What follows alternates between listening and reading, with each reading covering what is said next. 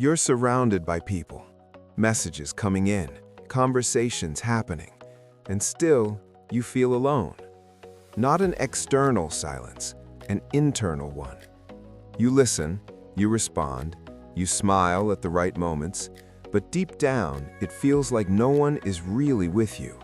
Because while they're talking about obvious things, your mind is somewhere else, thinking, analyzing, connecting dots no one mentioned.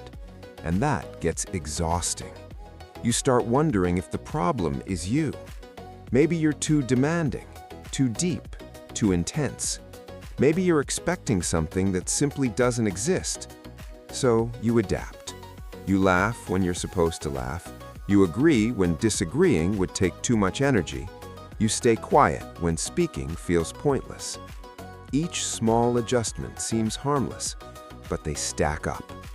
Until one day, you realize you're present without being whole. Confusion.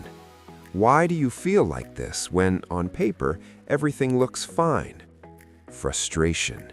You watch people connect so easily while you feel out of place even when you're trying. And then comes the quiet regret.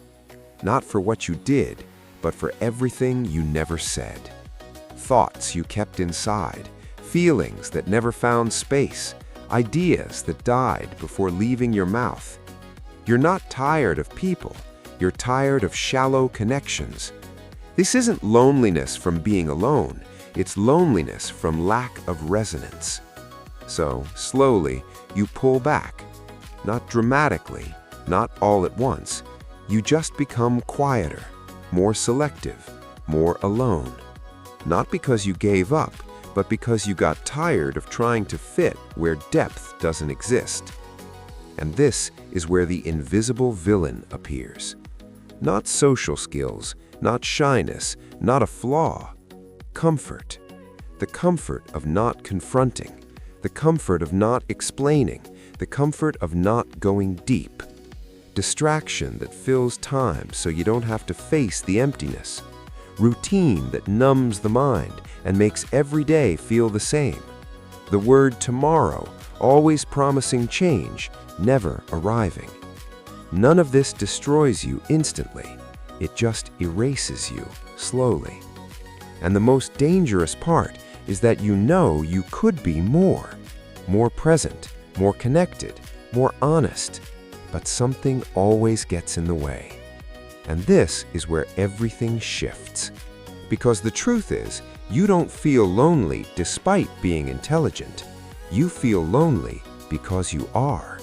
Not in a superior way, in an aware way. You notice more, you feel more, you question more. And the higher the awareness, the lower the tolerance for the superficial. The problem was never motivation, it was identity. You tried to live like someone who doesn't think as much, doesn't feel as much, doesn't see so many layers. And that creates constant inner friction. A mind that craves depth, living in a world that rewards distraction.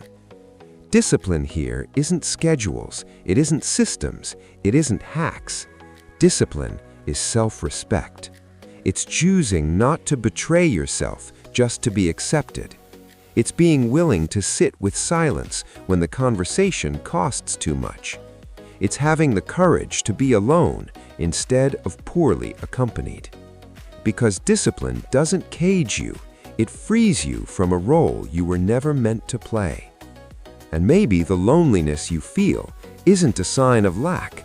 Maybe it's a sign of transition.